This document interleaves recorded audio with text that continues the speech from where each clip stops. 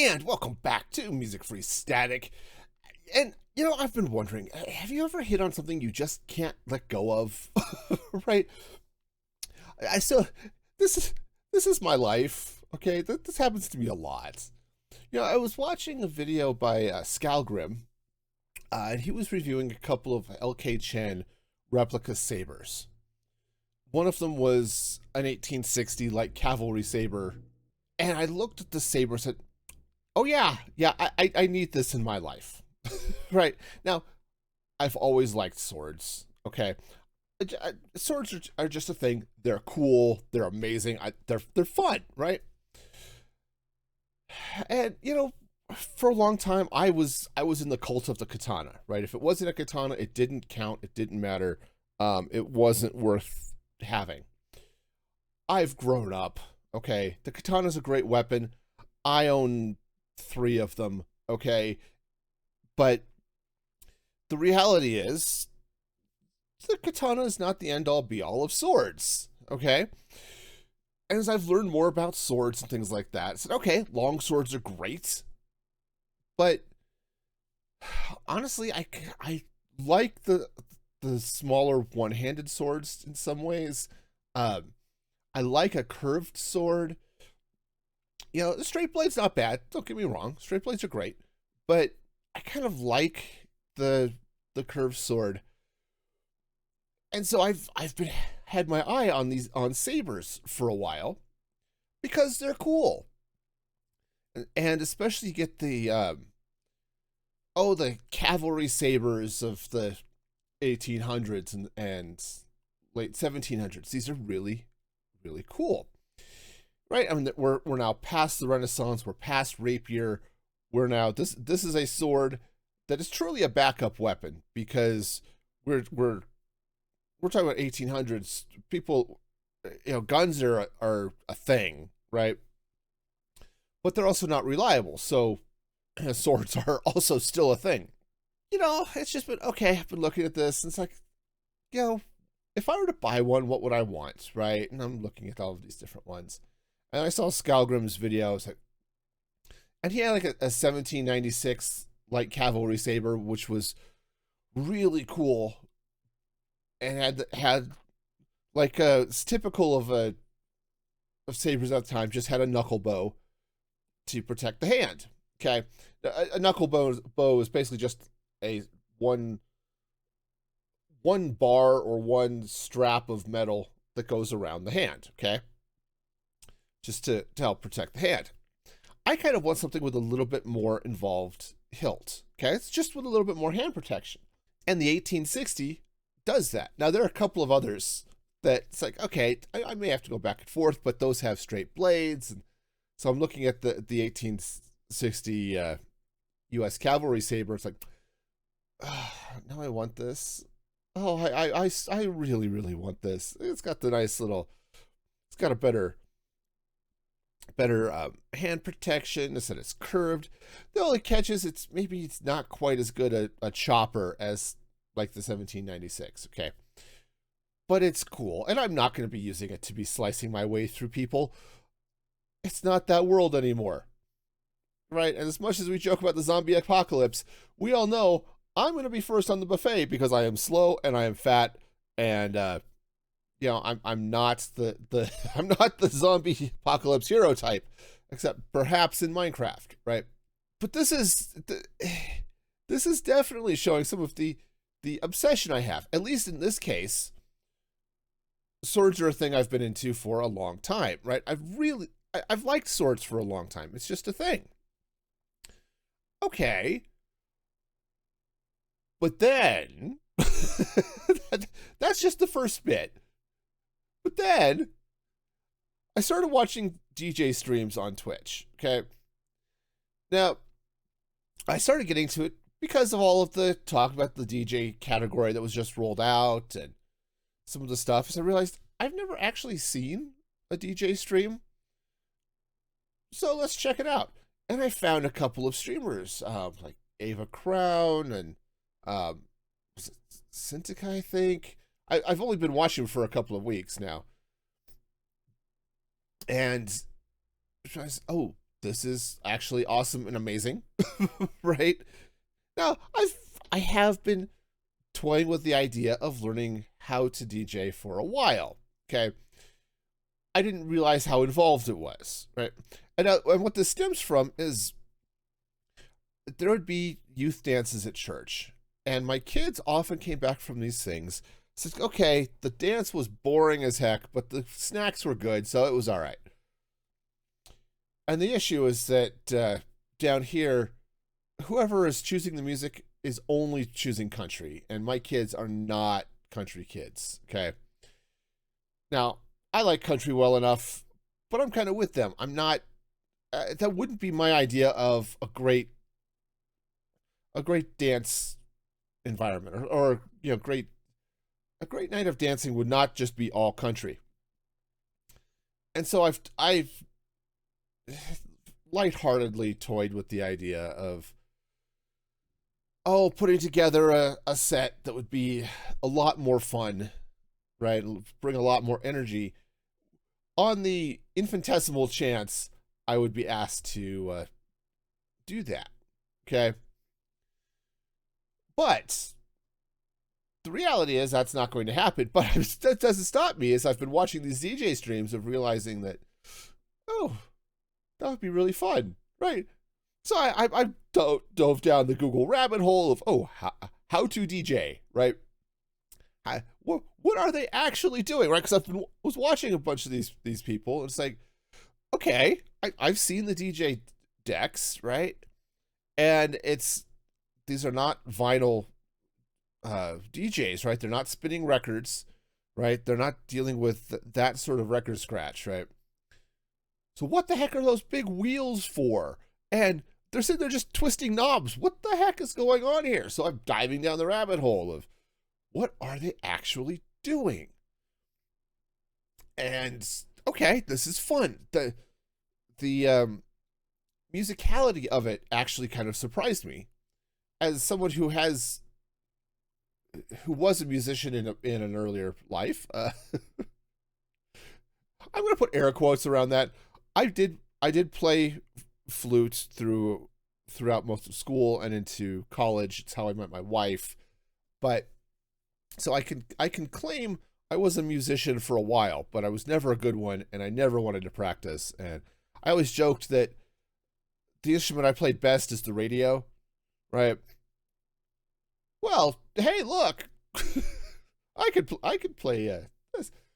But no, I started looking at this. It's like, ooh, this is just crazy. And so I went down the rabbit hole of, what are they doing? Sometimes they're just live mixing. Do they want more or less bass or treble or whatever else? But they're also queuing up the next song. If it's not somebody who has a set pre-built, they're queuing up the next song, make sure the beats per second match, and that they can line it up so when the phrase of one song ends, it leads directly into the phrase of the next song, and you never even notice, as someone who's out on the dance floor, that the song has changed. It's just slides from one to the next to the next to the next, without anybody really even noticing. And sometimes they'll even try to match key and do all this other stuff that's really cool. Awesome. Well, the good news is there's free software out there that for DJs and stuff that you can use. Of course, there's also commercial software and things like that, and that's fine. That's definitely a way of starting to, let's build a set. What does it sound like? What are we doing? Awesome. But that hasn't stopped me from wanting to drop, $5 or $6 grand on a professional DJ mixing deck. Okay. And I've been down, look at Pioneer. Okay, look, all the DJs I watch, they've got Pioneer DJ decks. Let's go take a look. It's like, this would be cool. This would be cool. Oh, yep, that is exactly what they're using. And yes, it's like, I'm just slightly obsessed with with this stuff, right? Why? I don't know. It looks cool. Now, I have to admit, part of this is probably because I have a weird thing for gadgets. Okay, I love gadgets, and most of the time I keep that confined to my computer. But, I had a smartwatch for a while until the battery died. Like, I still have the watch, but the battery is toast. But I just I just sort of fixate on this stuff, and eventually I grow out of it or something. Um, you know, I still have a thing for swords. Like I said, I've got a bunch. I've inherited a lot of them, to be fair. A couple of them I had beforehand, but most of them, because my dad was also into swords, and so I've inherited a bunch of those. Awesome. But, you know, I'll grow out of the, okay, I have to buy the saber. Though, it's on my list. I want a saber. I really do. I gotta, I want one. I want it. I want it. Right. But, I know I'm going to sort of grow out of the DJ thing, or I'm going to spend more time, and it's easy to spend more time than zero, okay? But I may spend more time in a mixing app, and it's like, oh, okay, how does this work if I were to mix this set, and let's try to do this, and put together a 2-hour playlist, okay? How would that happen, right? Until I started actually doing that, or realizing, yeah, this is hard, I'm not going to do that, right? Oh yeah, I'll definitely get past the DJ stuff, right? But yeah, this happens to me a lot, okay? Stream gear is one of those things I still obsess over, okay? Partly because I'm actively streaming, and I want some equipment that would make some aspects of my streaming a little easier, a little nicer, or just it's freaking cool, right? Oh, there's some webcams I want to get, right? Now, the webcam actually would be really helpful because I've got a 1080 webcam, but I zoom in, right, for this podcast. I zoom in the webcam when I stream, and the picture looks a little grainy, and there's a little bit of noise, and right, so getting a webcam that'll do 4K and then I can punch down and still have something that's really clear, that would be great. I need some better studio lights, right? Stuff like that. Okay, right. But I'm also drooling over the Elgato Stream Deck Plus and a number of other things. It's like, this would be so cool. Please, sir, can I have some more? Yeah, no, totally. I am, again, I sort of obsessed with this, and every once in a while I go drooling over all of this stuff, and yeah, I will totally add things to my wish list over on Throne, and just start bookmarking things like, yeah, this is what I want, this is definitely what I need, or this is really, before I get more stream gear, I need to look at upgrading my computer. Probably not going to happen in the near future, but I kind of actually do need to think about it before October of next year, because my computer can't run Windows 11. So, one of those things. But yeah, totally obsessing over all of this stuff, right? And then it hit me, a few years ago. I was in the market for a new car. All right. The cars we had, we bought one for my wife a couple of years prior, because the cars we had a 96 Ford Contour and a 98 Windstar, and they were fine cars, but they were just getting old, right? And when your car is something like 20 years old, it was these cars were older than some of my kids, okay? Older than all of my kids, actually, now that I think about it. But nevertheless, they were running okay, but they were starting to hit the end of their lives, okay? And you can tell it's getting to the point where it's just not worth putting money into this car. So I was looking at new cars, but being the somewhat obsessive gadget freak that I am, I was looking at EVs.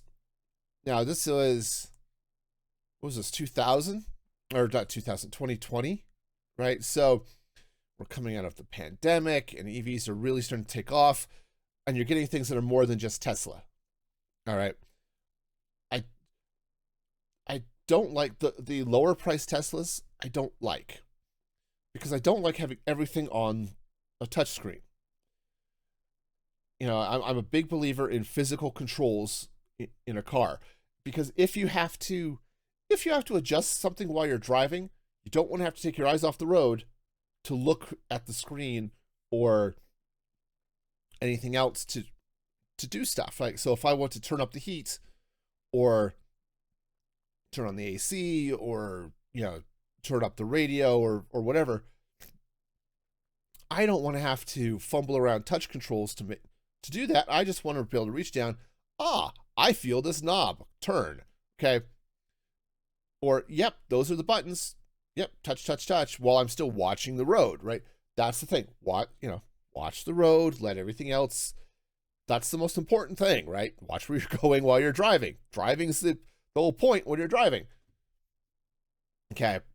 But there were other cars that were starting to come out. The Ford Mustang Mach-E was a thing that was just coming out.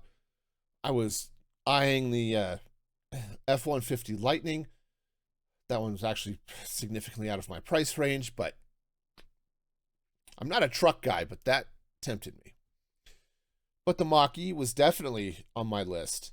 And there are a few others coming out, like the Kia EV6 is sort of at the top of my list currently of EVs. But I was digging into all of them. So, okay, what sort of range are we looking at? What's the actual range, not the advertised range, right? Because Tesla is really, the way they do it, I'm not going to say anyone is necessarily dishonest, but Tesla, when they publish their ranges, it's truly under ideal circumstances. Okay. They had some of the longest ranges on the market at the price range I was looking at. But yeah, it was under ideal circumstances. You were more likely than not to get like 80% of that. Okay. Ford, on the other hand, the Mach-E, was seriously underrepresenting their mileage. So even though on paper they were 300-mile range rather than like Tesla was advertising at 320, Ford was more likely to get like 320 than 300. Okay. That's good to know, right? So I was digging into all of this stuff and I was just totally obsessed with this. Well, and then my dad died. And all of the stuff that we've had to deal with trying to get that house fixed up and all this other stuff that has been a financial nightmare. Plus, I have 3 kids in college. It's speaking of financial nightmares. So, yeah, the idea of buying a new car just went right out the window. Now, ultimately, we did have to buy a car because the Windstar died. I mean, it was still running, but the brakes were starting to go out, and it was going to cost more to replace the brakes than the car was worth. And especially after we had just dropped $4,000 on that car to fix a starter issue and a bunch of other things. It's like, it's not worth putting another $3,000 or $4,000 into this car if it's because the repairs were just becoming more and more frequent and expensive. So fine, we found a used car and bought that. But in some ways it's a letdown, right? I've been obsessing over these brand new cars. I'm very excited, very high tech. And it is the automotive version of, we have McDonald's at home. It's they're and seriously overpriced. Holy cow. So anyway, we got the car. So at least, my daughter can get to college and all of this stuff. But all of that said, I got totally obsessive about it. Now, at least in the EV case, we were planning to buy the car, right? That at least was yes, this is on our household financial roadmap. We're going to be buying a car this summer. and everything's going to be great. Cool. Well, my dad died in the fall prior to the summer where we were going to be buying the car.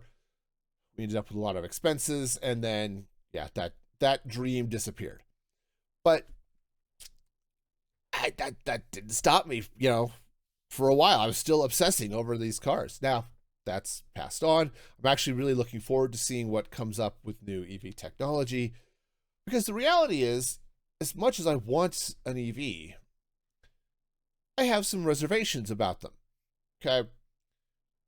I live in a rural area, so, if I were living in a city, right, if I were still living up in the Denver metro area where I grew up, an EV is it's not a big deal. Everything I need to go to is going to be close. And even with a 200 mile or 250, 260 tends to be the normal range, and 300 tends to be the extended range. That's still fairly short when it comes down to it, especially when I look at my wife's Honda, and it gets basically 500 miles. It's got a 500-mile range on a tank of gas. Okay. So I really prefer something in that 4 to 450 to 500-mile range, right? And so I was sort of, I thought, okay, yeah, I could buy one now and be fine. But I'd really like to wait and see what the new tech is going to do. Well, now I get to wait. And now there's advances in battery technology and stuff. So it's like, oh, yeah, cool. So waiting's not a bad thing. But it was just one more thing that I was obsessing over, right? It's like, okay, I gotta do and learn all of this stuff about all of this, whatever this thing is. And yeah, totally dive into it. I said, yeah, a lot of it, I dive in and move on, right? One of the things I got into was ham radio. Okay, now part of this was because of a church calling that I had. Still have, actually. I was called as our ward emergency communications specialist. Okay. And part of that calling is, how do we keep in touch with the members of our ward congregation in an emergency? Okay. When we're dealing with, okay, cell towers are down, power is out, right? How do we get in touch with people? And to make things more interesting, we have a river that runs right through the center of, or right through town, or it's actually on the north edge of town. And how do we communicate with the people on the other side of the river? Okay, and not just, now you could stand on the bank to bank. It's not that big of a river, right? And you could shout back and forth to each other. But how do you actually communicate reliably to the people on the other side, right? Who aren't, again, not standing on the banks of the river. And as part of the training, because the whole stake was training to do this, they set up some courses. Like, yeah, look, it's a free course. We've got the people coming down to learn, and to learn what you need to get licensed as a ham radio technician. I said, okay, this actually is cool. Now, this strikes the gear part of my brain, okay? Now, a lot of people who are into amateur radio are into it for the electronics. They like testing the technology. They like, they like some of the really long range stuff that you get with an advanced license and stuff. Where we were talking about bouncing radio signals off the moon so you can communicate with somebody on the other side of the planet, right? No, seriously, that's a thing. It's cool. It is very cool, but I don't care about any of that. I want reliable, potentially reliable communication. Maybe it's the way to put it, in an emergency. So, yeah, so I went out shopping for radios, and I finally I found one. There was another one I was looking at that would have jumped up in price and included some other stuff that my license doesn't cover. I would have had to have gotten an upgraded license. But if I were going to, and I was totally planning on getting licensed up so that I could do all of this stuff, yeah, I decided not to spend the money, and I got a smaller radio that would just fit my license. Okay, and it was great, and it was good. The problem I discovered with ham radio is it hits one of my least favorite things to do, and that's talking to people. Yeah, that is the point of ham radio, is to talk to people, right? A radio communication. You talk to somebody on the radio, and they talk back, and that's how that works, right? Yeah. And so that was just a really hard thing for me to get into because I don't like to talk to strangers. I don't. I get on once in a while, but So I haven't used my radio regularly for 4 years. It's kind of sucks.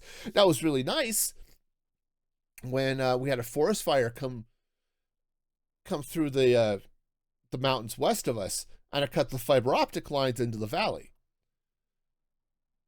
And all communication was down. There was no phone service. There was no internet access. It was pretty bad for most people. Well, that sucked, but at least I was able to get on my radio and bounce through a relay, and I was talking to people on the other side of the pass, and I could find out what was going on and how was the firefighting efforts going and all of this stuff, right? Which is the whole point of having the radio, to be honest, right? Is that communication when nothing else works. But man, I would obsess over gear. I'd get the catalogs, like for ham radio outlet and all this stuff. It's like, yeah. So yeah, I get these weird obsessions, man. and usually it's for a reason, typically. Okay, maybe the sword isn't for the reason, anything practical, okay? I just really like swords. I also really like guns, but swords are cooler. I mean, they're a little cheaper, and I've got enough, right?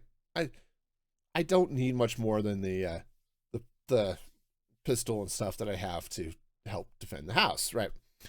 But that doesn't stop me from drooling over this stuff. It's like, ooh, do I? An AK-74 might be kind of cool, or, they've got some really nice AR-15 variants that could be fun, and right. I drool over that stuff too, but it's one of those things. I have no need for any of that stuff, and I don't like to shoot rifle anyway, so that also has to stop me from drooling over pistols, but it's hard to enjoy a pistol when it's just sitting in a safe, and I don't get to go down to a range very often because it's like 45 minutes away. And while it's fun to plink tin cans, it's hard to justify driving 45 minutes each way to a range and doing that. So on the other hand, swords are cool because you can hang them on a wall and, oh, look, it's a sword and it looks cool and all of that stuff, right? And hey, with a unsharpened sword, which you can buy a lot of them that are either practice swords or they're still battle ready swords, or they would be were they sharpened, but those are still cool too. I've got a couple of those. I've got a nice saber for that too. It's like, yeah, this is cool. I want more. But yeah, that and the DJ stuff, that's just, I don't need any of that stuff. The reality is I'm never going to do that. I don't have room for a big DJ mixing deck. Okay? I just don't. But it looks cool. I want it. This is one of those things. If I had an infinite amount of money, I would be piling a bunch of this stuff up in a corner somewhere. You know it, and I know it. But it's okay. The good news is I actually have financial restraint. as much as I want this stuff, I'm not going blowing up my credit cards to buy any of this stuff. Which in some ways is the best of both worlds, right? I get to look at all this cool tech and I'm not breaking the bank. Said there are a few things, like I said, I could use a new computer here. And there are some upgrades I would like to make to my streaming setup. But most of the stuff that's totally impractical, I'm not going out and buying. Right? Heck, I'm not even buying stuff that would be practical because right now I just can't afford it. And I think it's the important thing too. It's like, hey, if you're going to get involved with all of this, maybe be sure you've got enough financial restraint to keep things from going crazy. Okay. So anyway, this has been my weird obsession today. Let me know. Do you have anything weird that or it doesn't have to be weird. It's just like you just totally obsess over. It's like, yes, I am diving into all of this stuff. Even if you don't buy it, or maybe especially if you're not buying it, it's just, no, but I have got to read up on all of this stuff, right? Let me know. Drop something in the comments, or chat me in Discord or whatever. I want to know. It's just, this is just weird. But until next time, be excellent to each other. And this is Music Free Static signing off.